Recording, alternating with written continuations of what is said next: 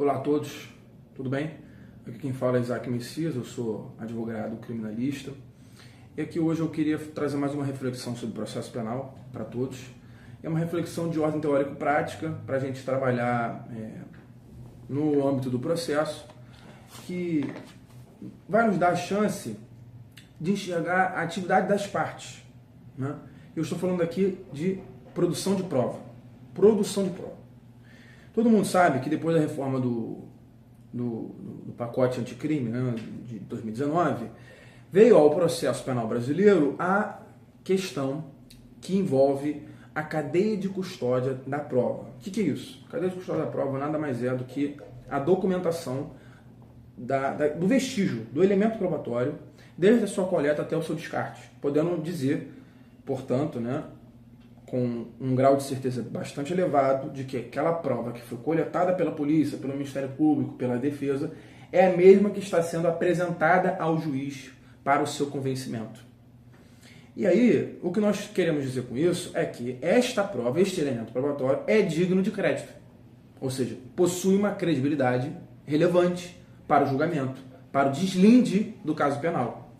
Pois bem, e aí nós temos uma divergência doutrinária muito patente na doutrina processual penal brasileira, né? Alguns vão defender que a quebra da cadeia de custódia da prova deve gerar, por consequência, a inadmissibilidade dessa prova, desse elemento probatório. O que significa dizer isso? Que ela deve ser desentranhada do processo e aqueles que defendem ainda o sistema acusatório como presente no ordenamento jurídico brasileiro, o juiz que teve contato com essa prova, que deve ser considerada inadmissível, também deve ser desentranhado, porque ele foi impactado psiquicamente com aquele elemento probatório. Só que também existe o outro lado, a outra parcela da doutrina. Eu não consigo agora aferir se é uma questão majoritária ou minoritária, parece haver, inclusive, uma divisão bem pouco clara a respeito disso na doutrina, até mesmo quando a gente olha os precedentes, né? E esse outro lado da doutrina diz o seguinte: não é a respeito, né, da inadmissibilidade da prova. Esta prova que não seguiu a cadeia de custódia, né, os elementos ali configuradores da cadeia de custódia, deve ser valorada segundo o quanto feriu a cadeia de custódia da prova. Aquele elemento, aquela coleta, enfim. O juiz, portanto, ele vai ter que fazer uma análise casuística se aquele elemento ele é confiável ou não, ou quanto de confiança ele deve dar para a sua decisão a respeito daquele elemento probatório que não seguiu os padrões da codificação atual da cadeia de custódia.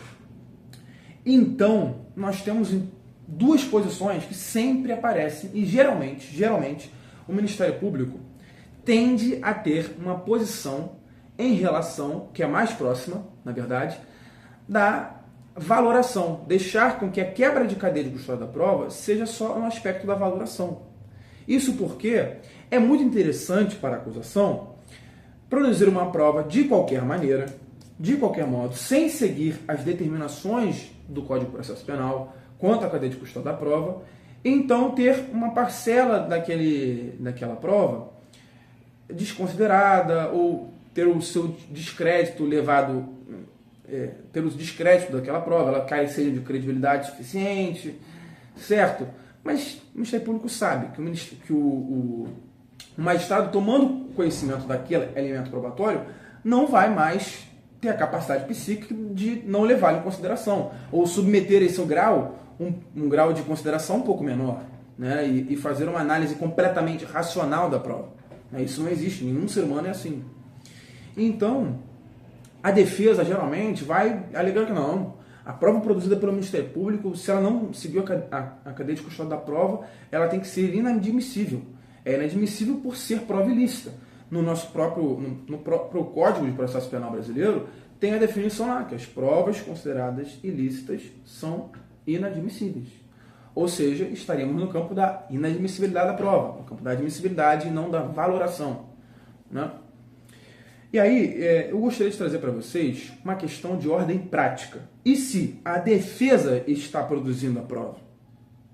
E se é a defesa que está trazendo uma prova que tem por finalidade a inocência do acusado, ou uma demonstração, não da inocência, mas até mesmo de uma atenuante, de uma causa de diminuição da pena, ou até mesmo da desclassificação daquele delito.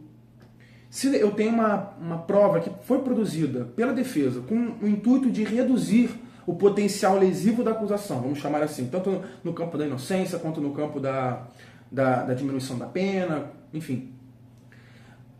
A defesa tem que seguir todos os procedimentos da cadeia de custódia da prova. E aí foi a primeira vez que vi, e é possível você enxergar isso na prática, que o Ministério Público pode pedir que a prova seja inadmitida e desentranhada dos autos. Isso pode efetivamente acontecer, porque existe uma divergência doutrinária.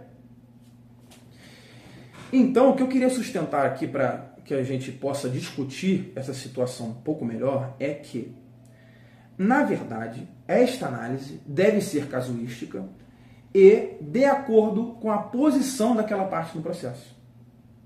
E aqui eu estou levantando a ideia de paridade de armas, né? Geralmente, a paridade de armas, ela originalmente, na verdade, está associada à ideia de que a defesa, o réu, é uma parte mais vulnerável no processo penal em relação ao Ministério Público, justamente porque não tem todo o aparato estatal para estar se resguardando, para exercer a sua atividade no processo. Ao defensor, à defesa, ao acusado, portanto, ele deve ser elevado ao mesmo patamar que o Estado juiz. Portanto, corolário do contraditório, da ampla defesa, que a paridade de armas surja também no processo. Seja uma forma de tratamento das partes, seja, inclusive, na produção de provas, né? A defesa também tem, por intermédio ali do magistrado, o poder de fazer pedidos de requisição de produção de prova, por exemplo. Também poderíamos chamar isso de uma consequência do princípio da paridade de armas.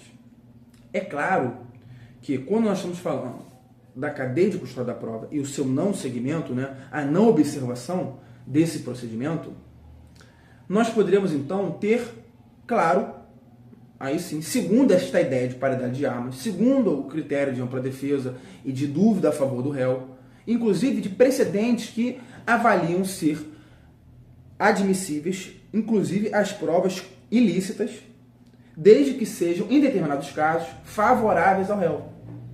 Então isso já existem precedentes nesse sentido. Provas ilícitas podem ser usadas em favor do réu. Já existem precedentes nesse sentido no ordenamento jurídico brasileiro, não é difícil de encontrar. Então nós podemos dizer o seguinte: olha, para a defesa, para o réu, que é muito mais vulnerável e é muito mais difícil para ele exercer todo o aparato técnico para ver aquela prova seguindo todos os ditames da cadeia de custódia da prova, então esta prova, no mínimo, tem que ser admitida e ela tem que ter a sua valoração reduzida ou não, segundo os critérios da cadeia de custódia, porque, de fato, não se pode permitir que a defesa e o acusado cometa fraude processual, minta no processo produzindo prova falsa, né? O réu pode mentir para fazer a sua defesa, sua autodefesa. O que não pode ser feito é a produção de um elemento falso, né? E aí estamos distantes da questão da boa-fé processual, lealdade processual, e aí não haveria nenhuma verdade a ser buscada no processo, são histórias, enfim, a serem contadas e tal, e não alcançaríamos nada com isso no campo processual, legal, democrático, né? O que estou dizendo aqui é que, por causa dessa razão por causa disso, porque nós não podemos permitir que se falseie provas, né? Produza provas falsas, distantes da verdade, não são provas, portanto, não são evidências do que aconteceu no passado, né? São construtos fantasmagóricos, criados, né, com artifícios, inclusive de inteligência artificial, né? Para se defender disso, o juiz pode se utilizar de uma valoração que vai negativar aquela prova, tornando ela de uma credibilidade muito abaixo, muito aquém do esperado, mas que mesmo assim pode causar certa dúvida em sua convicção, né? E aí, cabe ao Ministério Público dizer que a defesa produziu uma prova falsa, ou que, por não seguir tais e tais elementos, ela deve ser desconsiderada, desvalorada, portanto, ter o seu valor enquanto prova extremamente reduzido, né? Do contrário, o Ministério Público não tem essa, ao contrário, né? O Ministério Público não tem essa prerrogativa, não tem essa capacidade processual, não deve ser tratado desse modo. Por quê? Justamente pelo princípio da paridade de armas. O Ministério Público tem total aparato técnico para seguir os ditames da cadeia de custódia da prova. E se não foi possível a ele fazer isso, se não lhe foi possível, sinto muito. A acusação não pode passar. Não pode passar e não pode se tornar um elemento de convicção para uma condenação.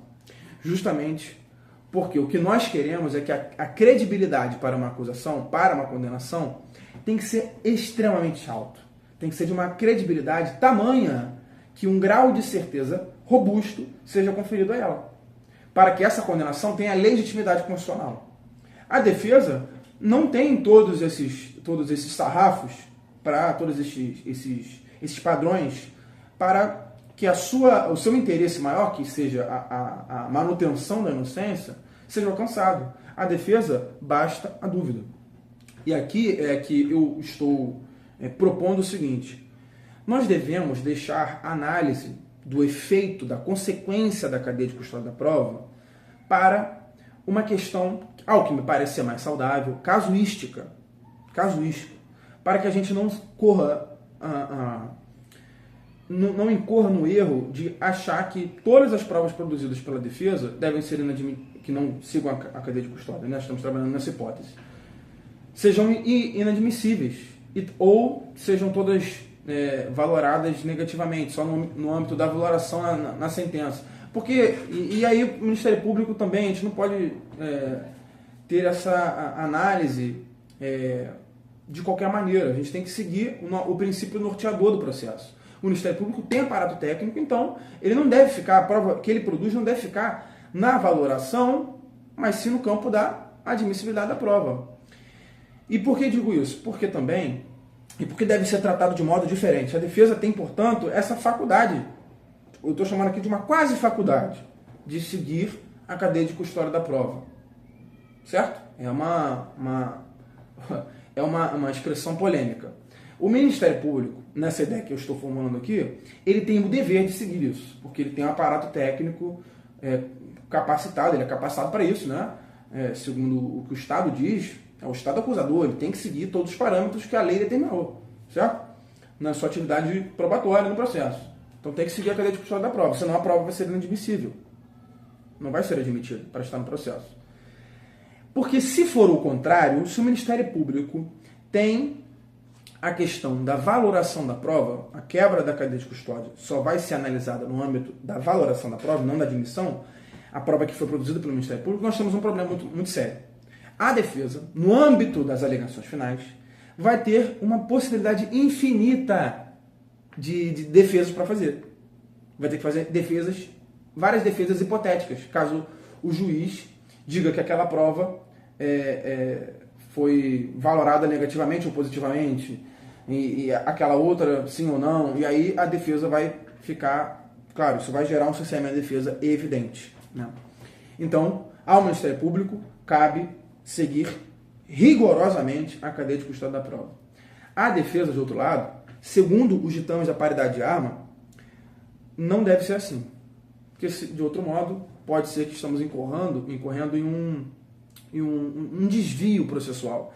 E aí, não admitindo uma prova que poderia inocentar alguém, manter a inocência de alguém, né? Então, e que seria extremamente salutar no processo a prova, né? Digamos, por exemplo, no âmbito do júri, retirar uma prova de um júri, onde nós estamos falando de um julgamento que é feito pelos populares, isso seria extremamente prejudicial à defesa. Então, fica a reflexão do que nós devemos fazer e qual é a consequência disso, segundo os outros princípios que norteiam o processo penal. E eu deixo a reflexão para todos. São ideias que aparecem, às vezes, pode ser que semana que vem eu não pense desse jeito, por ter estudado de outra forma, enfim. E estamos aí. Caso você tenha gostado desse conteúdo, curta, comente, compartilhe e se inscreva no canal para mais notícias, mais informações sobre novos vídeos. Um abraço, pessoal.